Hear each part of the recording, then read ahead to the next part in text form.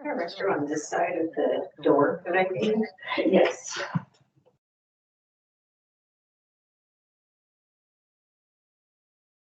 Well, and the ones that are on that side of the door, you can't use them anymore. I'll help you when I get back. Yes, ma'am.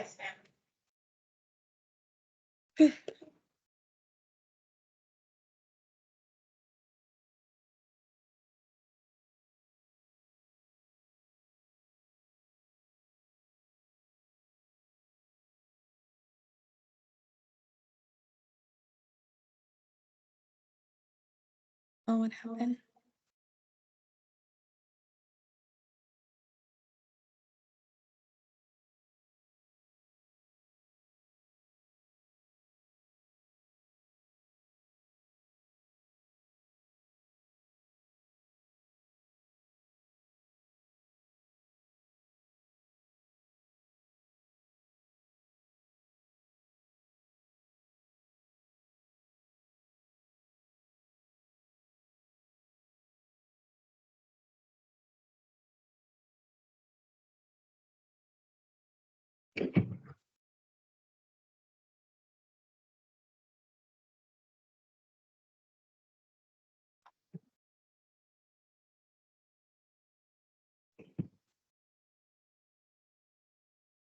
So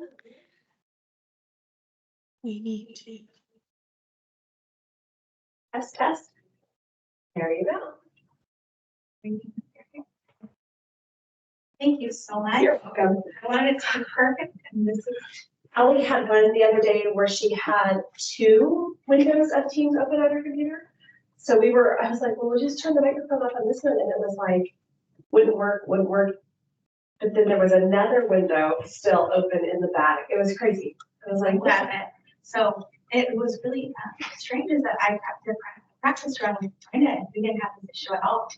So yeah, every time.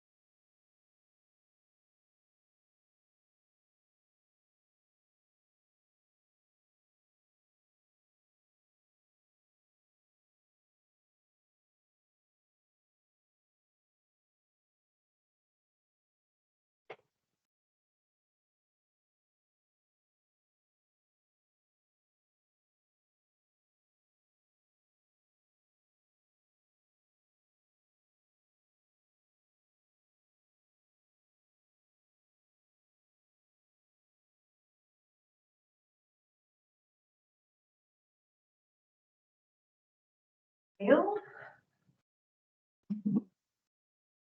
I vote yes. Yeah, we can go ahead and go through them and.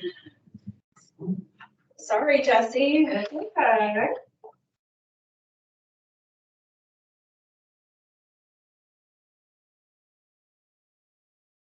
So the first one on the list, and we have them on the slides, but we also and then we also have them here. Is the AB 805. And this one was the one that was kind of crafted just for Easter Rosie, and then they updated it. So we took a position of support support if amended to kind of broaden it out. So basically now it gives, I think importantly, the same authorities and funding as what is available on the water system side. Does it still, I read it quickly, but I didn't absorb, does it still tie the wastewater consolidations to a drinking water consolidation as though they are, a package deal?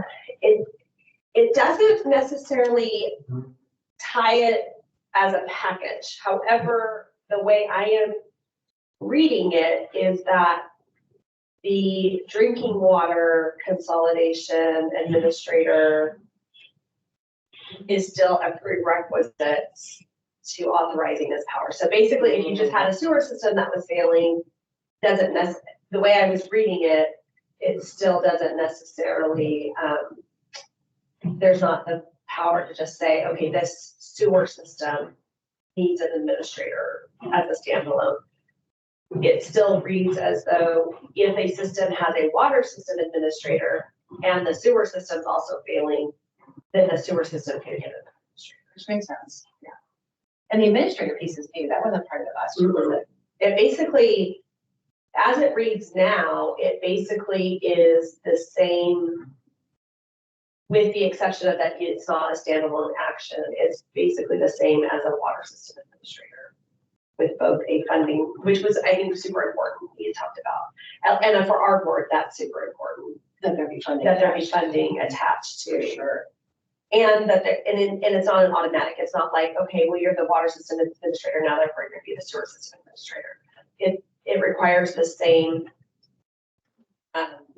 series of actions to, like, so it's they're asking, do you want to be the administrator? There's a contract that goes with that. There's hearings and all of that that goes along with, the administrator. Okay, well, and there is still the standalone law that allows, I forget what that one's called, that allows for wastewater consolidations.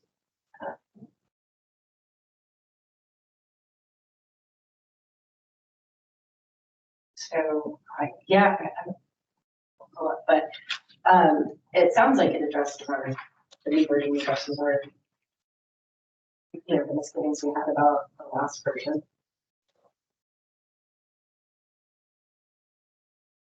So I guess I would be inclined to recommend that we support, I certainly wanting the other folks.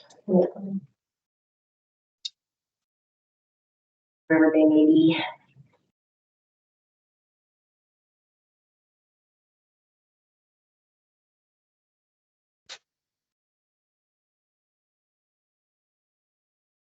Yeah, I know. Oh, okay, yeah, these are cool. No, 805 really isn't new. I just was really excited about the revision and stuff. So I'm like, wait, I wish I would have, so I'm looking at this and going, I wish that 3 weeks ago Denise would have written if they're new or old. I'm like, wait, that says they're new, but 805 is not new, but whatever. Okay, so then the next one is just additional testing requirements, which in theory, great, but I am well aware of the expense with the testing requirements. Right. And so Is it required of all water systems or all wastewater systems? It appears to be, and it's creating a program, so I need to probably read into that a little more, like, is it just the state's gonna go around and sample these things, or is it gonna be an additional testing requirement? So I'll look at that closer. Also curious what the information will be used. Right, because I mean, I could see if you're testing like at a tertiary plant, or you're testing at Water that's going to be consumed. or water that's gonna go be used for crops or something, right? But, or irrigation, you know, landscape irrigation, but like, if it's just in a holding pond at the treatment facility, do we care? Yeah, and does it have unintended consequences of like, I mean, is this related to like drug law enforcement somehow? And would it result in sort of unequal targeting of drug users who happen to live in small communities where you know, the Or the concentration, I mean, like, you probably have the same amount of drug users in a larger community, but, you but know, they'll fade into the background because there's so many of them, right? Like, I don't know, I'm not sure how to articulate my concern, but yeah, that seems like it. yeah, could like be- who, the cost, the why, like what's the. Yeah, what's the motivation and what would the information be used for? Because that sounds like, I don't know, it just sounds like information that could be put to, I don't know, to unfair use in the wrong hands. Yeah.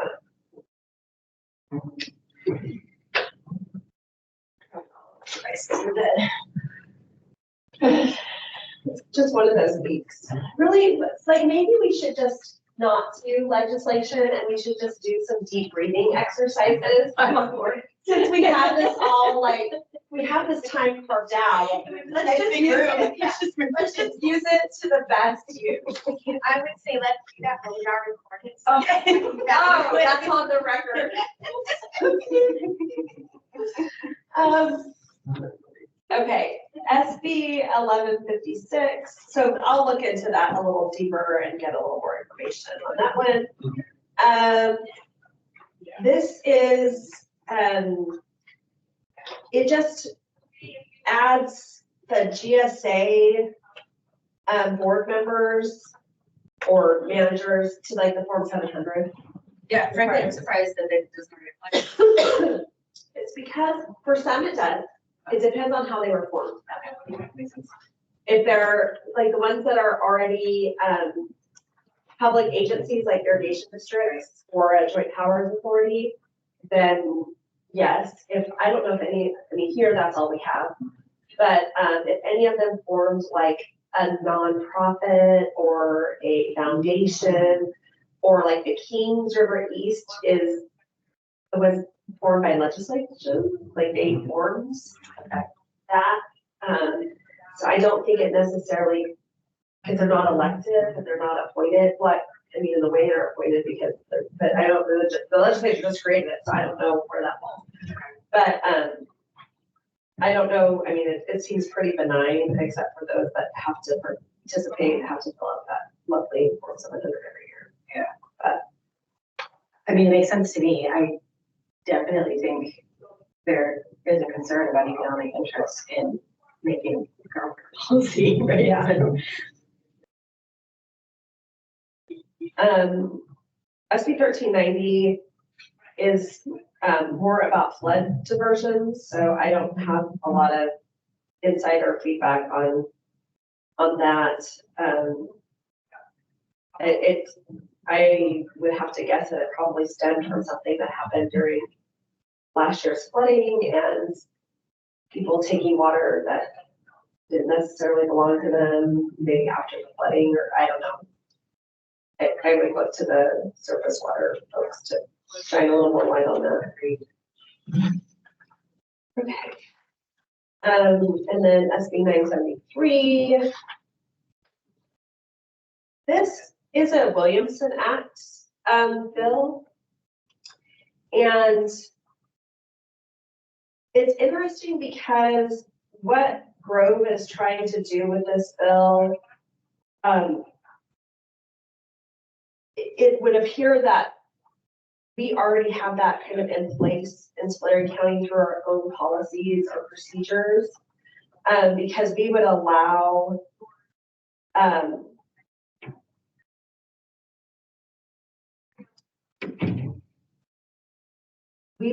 solar in the Williamson Act, so we wouldn't have a Williamson Act contract cancellation necessarily if the solar was coming in.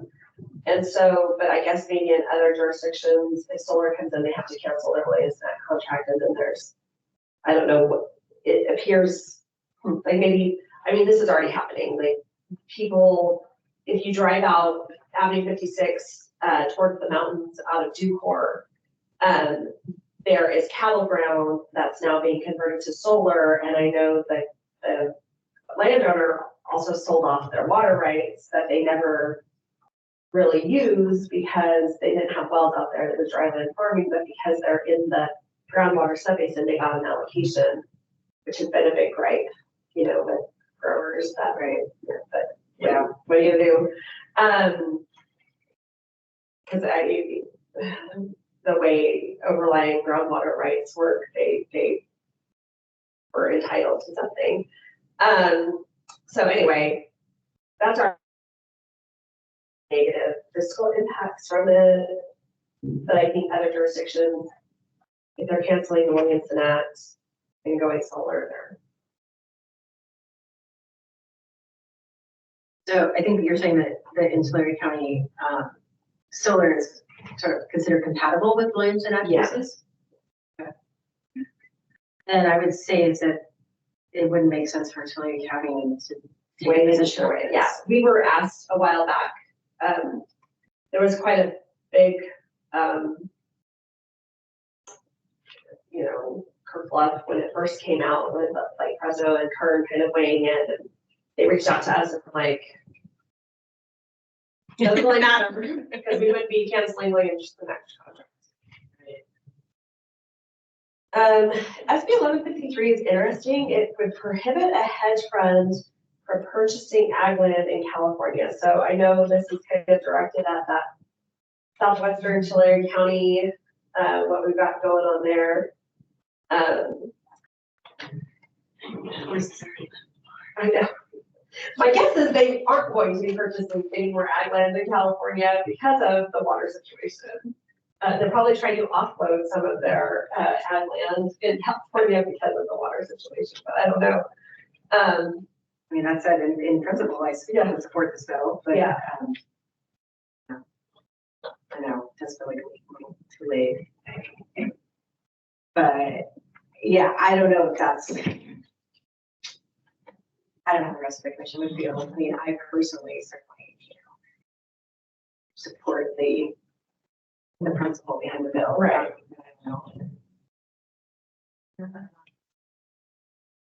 And then, I mean, it's also could be, you know, a slippery slope. You prohibit this and then prohibit that, and then, you know, I don't know. Could be, definitely. So maybe that's a watch. A watch, yeah. Thought it was an interesting proposal.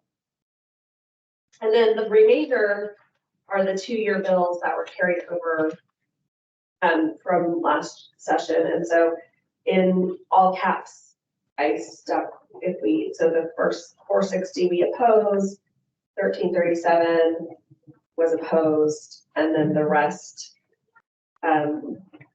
we were just watching. So when I checked these, they didn't, and well, it's been spring recess, so I'm sure they haven't changed anymore.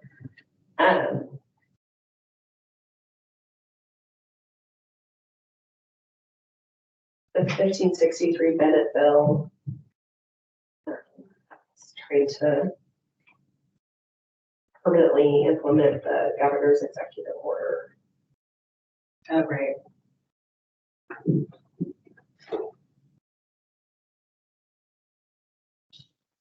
Did we take a position on that last year? I guess not. No, we were watching it. It was getting revised a lot too.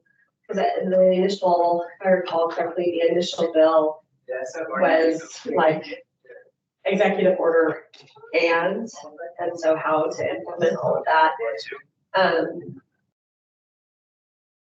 I don't know, as it stands now, I don't know what additional, I mean, what I have summarized is pretty much what we're doing now for non-domestic wells, although we had a conversation yesterday with the Korea managers of how they could start.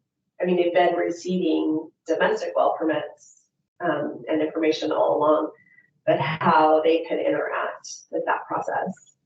I think we kind of fleshed out something, but we would like all the GSAs to adopt the same thing because there's 12 of them and there's one staff person here. So we could figure out a straightforward process for them. Yeah. And then also not triggering CEQA on a domestic well, because if you, even if you do something as proactive as saying like, hey, this well should be drilled to this minimum depth, that goes outside what our well construction standards say.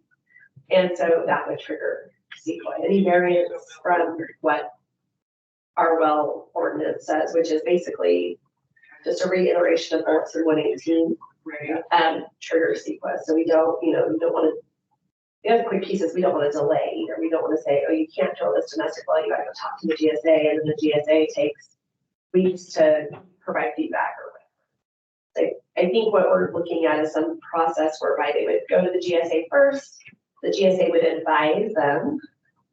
The applicant would go to the GSA first? The applicant or the driller. We never really see the applicant, we never really see the project owner, excuse me, the driller. And they would say, in this area, you need to drill this well to this depth. Sign this acknowledgement that you're going to do that. If you don't want to do that, because if they say you need to drill it to a depth of 400 feet and the property owner is the one who wants to pay 300 feet, fine. But if you don't drill it to the minimum depth, then you are excluding yourself from our well litigation. But there's some nuances that need to be worked out to that too, because if you've got a rental property and the property owner is just like, whatever, you could still have people get home without sufficient water. So, they've got to work through that process. Okay, well, I haven't read this one recently. Yeah. So. Much to say about it. Yeah. And then 1567 is a water bond. I think really, I don't think Prop 1 passed in,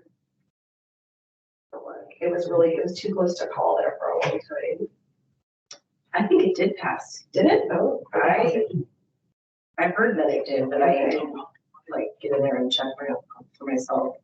If my internet machine will work, I'll take a look. Because additional bond measures weren't going to make it through if that one did. That one Didn't or did? it didn't. Basically the governor's priority is the housing bond, and no other bonds were gonna make it onto the ballot until he got his housing bond. Right, okay, yeah, I was told that. But, yeah. But that's a little, obviously there's lots of Yeah, consequences to taking a position like that, but, I've also been told that citizens' appetite for bonds is not infinite, and, yeah. we approved one already, we're really gonna put another one out. I know, Doesn't seem likely. especially in the state's current budget and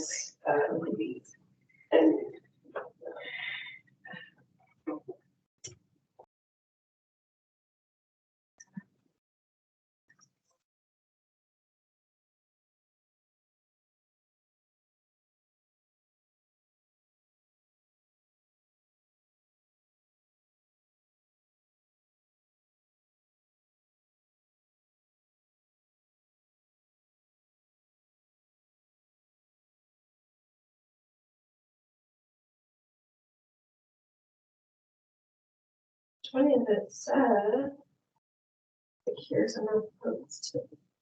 what's funny is when you Google it, it doesn't, normally like something like that would be, especially as narrow as it was, would be like, here's your first, and it's like pros and cons, here's the whole ballot measure, like, it's weird. The San Francisco Chronicle says that secure methods to pass on March 20th.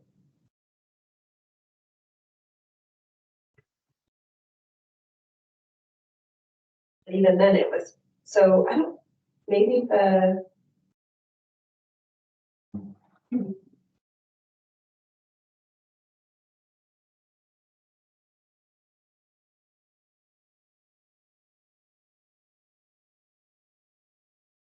Secretary of State must not have certified results yet, because just on that day, it was, where'd it go? 50.2%. Jeez. Yeah. That's ridiculous. Yeah.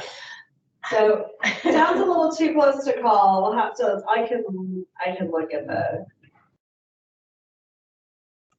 see that. Wow.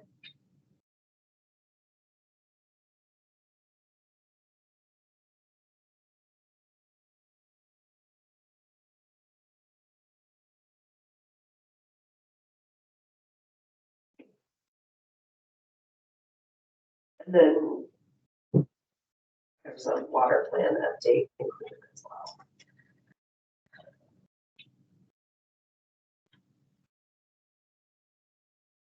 SB 366, which I did changed from last year. So, I think we could probably have a decent discussion about AB 805 and the changes there. I'll get a little more detail on the tie to the water administrator and kind of lay that out a little bit better of what's proposed now. And then the 3073 with the looking for drugs in wastewater. I'll get a little bit more detail on that. Yeah. Who, what, when, where, and why. Yeah. Yep.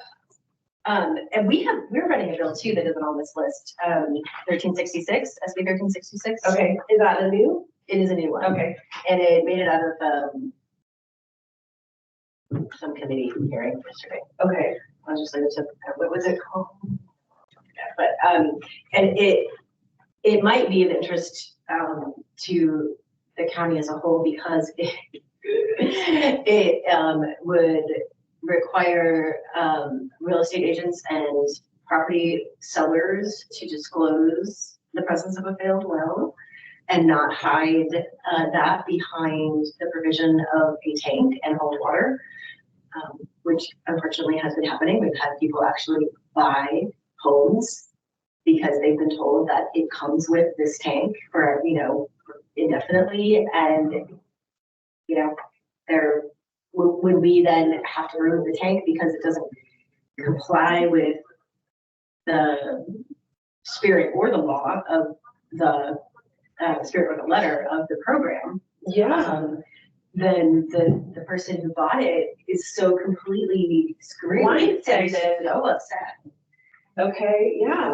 It's ridiculous that this is already illegal. Don't say the name, Miss Jessie, but I'm sure it's like a certain. Do you know what I mean? I don't know who the offenders are here, but there are definitely bad actors. And how do you, okay, this is why I could never be a real estate agent, because like, how do you spin that? Like, no, it comes in there. It comes with its very own water supply that just gets replenished and you don't even have to pay for it. Yeah. But also, what stupid buyer? Or desperate buyer, because Probably desperate. homes are so hard to find. And yeah, I have a kid right now looking for a home, and then like, where does the water come from? Exactly. Is it safe to drink? And are they on a public sewer? Yes. Where does and then once you have the water, then where does it go? Yeah, these are very important questions to ask, and they're not questions that all home buyers think to ask. No. So, But typically, like, what blows me away on that is typically realtors require the seller to test the well when it goes into escrow.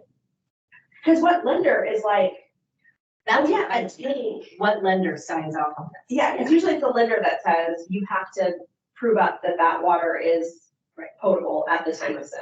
And what happens after that? Right.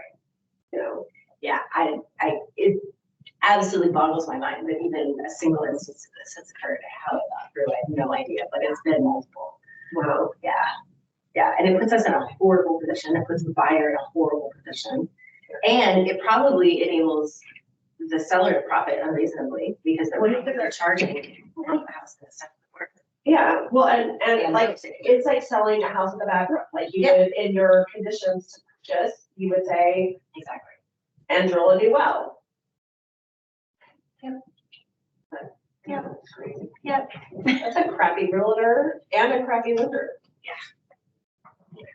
And that's exactly it. Like, it's bad actors, right? 99% of people would never even try that, but yeah. So, we could add that to our watch list. Okay, I'll put that on, I'll add that to the new bill piece and then, I don't know, I know Elvis reached out to you.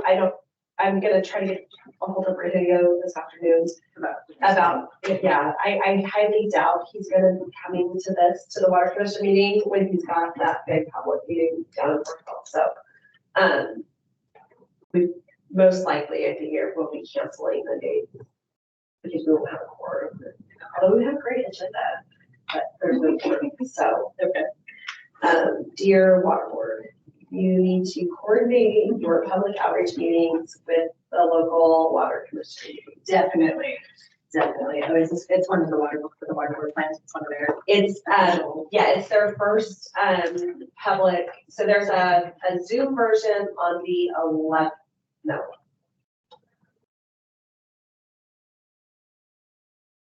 Zoom version was before, the 11th makes. Anyways, there's a Zoom version one day, and then there's the actual live in-person public meeting on Monday evening at 5. Urban, yeah. Okay. Thanks for making the trek over here. Sure. Yeah, oh, this was good. I need to refresh on all of this. Back as my mind is getting awfully crowded. Well, this is the problem, yeah. Definitely the problem. Okay, So that's all you need from me? that's all I need. Okay. Thank you. Right, thank you. Well, if we're gonna cancel Monday, we'll try to get that notice out ASAP so we can give everybody their Monday afternoon back, or leave it on your calendar. Yes, right. That's actually what I tend to do. Why draw attention to that?